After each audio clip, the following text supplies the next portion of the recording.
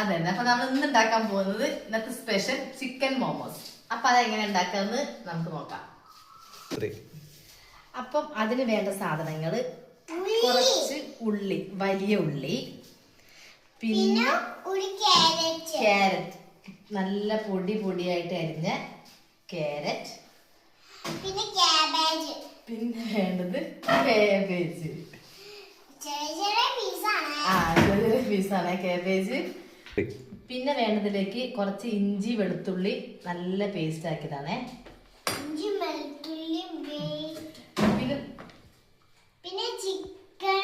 പിന്നെ ഇതിലേക്ക് വേണ്ട മെയിൻ സംഭവം ചിക്കൻ നല്ലപോലെ ഉപ്പും മഞ്ഞളിട്ട് വേവിച്ചതാണ്. ഉപ്പും മഞ്ഞളിട്ട് വേവിച്ചിട്ട് ഞാൻ മിക്സിയിൽ ആക്കിയതാണ് കേട്ടോ. ഇതൊരു ഒറ്റ പച്ചമുളക് നല്ല ചെറുങ്ങനെ കുനുകുനാ അരിഞ്ഞത് കേട്ടോ. ഇനി ഇതിലേക്ക് കുറച്ച് മല്ലിച്ചെപ്പ്, പിന്നെ വേണ്ടത് സോയാ സോസ്. എന്താ മാളോ? Soya sauce.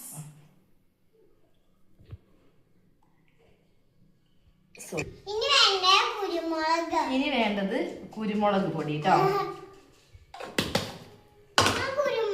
അത് കഴിഞ്ഞാൽ കുറച്ച് സാധാ മുളക് പൊടി. ഇത് കാശ്മീരിയാണ്, മറ്റേ മുളക് പൊടി ഇട്ടാലും മതി. ഇത് ഞാൻ കാശ്മീരി മുളകാണ് ഇട്ടത് കേട്ടോ. ഓക്കെ.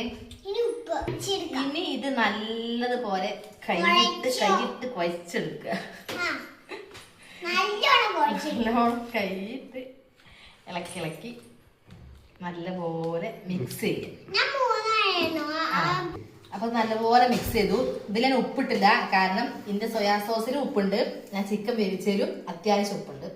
അപ്പൊ ഇത് ഉപ്പുണ്ട് ശരിക്കും. അപ്പൊ പിന്നെ ഇത് സെറ്റായി. അപ്പൊ ഇത് നമ്മളെ മോമോസ് ഉണ്ടാക്കുന്ന മെയിൻ സാധനം ഇത് മൈദയാണ്.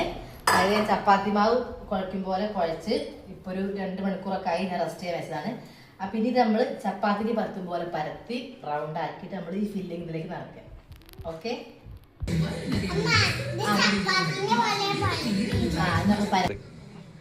അപ്പൊ നമ്മളിത് പരത്തി ഇനി നമ്മളിത് ഇങ്ങനെ മുറിക്കുക.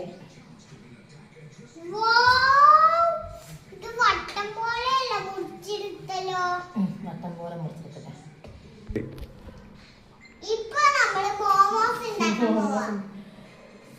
സംഭവം ഞാൻ ഫസ്റ്റ് ടൈം ആണ് ഉണ്ടാക്കുന്നത്.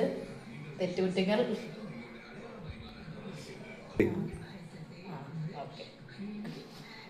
അതൊക്കെ ഷേപ്പ് കിട്ടുള്ളൂ കേട്ടോ.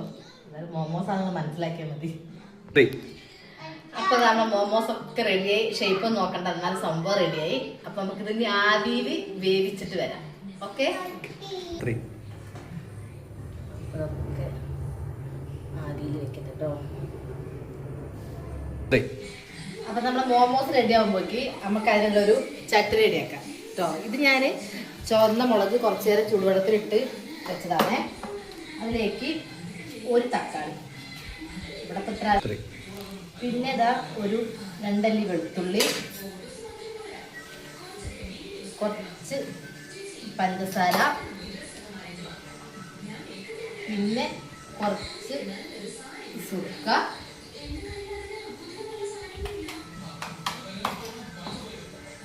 ഒരു നുള്ള് ഉപ്പും കൂടി. ഇത് നമുക്ക് നല്ല പോലെ ഒന്ന് അരച്ചെടുക്കാം. അപ്പൊ ഇത് അരച്ച് നല്ല അടിപൊളി പേസ്റ്റ് ആക്കിയിട്ട് അരച്ചിട്ടുണ്ട് കേട്ടോ. അപ്പം അങ്ങനെ ചട്ടിന് റെഡിയായി. അപ്പൊ നമ്മളെ അടിപൊളി മോമോസ് റെഡിയായി മക്കളെ, റെഡിയായി. അപ്പൊ നമ്മൾ മോമോസും ടുഡേ സ്പെഷ്യൽ